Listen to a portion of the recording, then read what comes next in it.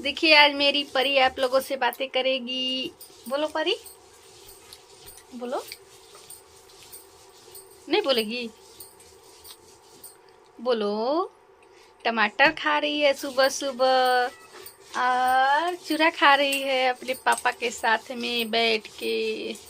देखिए इनको भूख लगा है, अभी खाना नहीं बना है तो बैठ के आराम से चूरा उरा खा रहे हैं।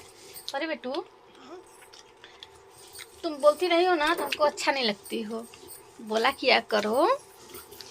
आज तो ये तंग करके रख दी है मम्मी को। नहीं हम नहीं खाएंगे, हम तुम्हारा सामान नहीं खाएंगे, तुम अच्छी बच्ची नहीं हो, तुम मम्मा से नहीं बात करती हो और नहीं तो अपने फ्रेंड से बात करती हो ना।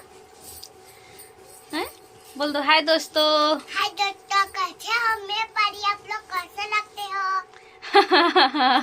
देखिए अभी को बोली है। मेरी परी तो बहुत अच्छे से बोलती है मगर कभी कभी बोलती है, हमेशा नहीं बोलती है ना परी। तो ठीक है दोस्तों, मैं चलती हूँ, खाना वाना बना लेती हूँ और फिर मिलती हूँ आप लोगों से अगले वीडियो में।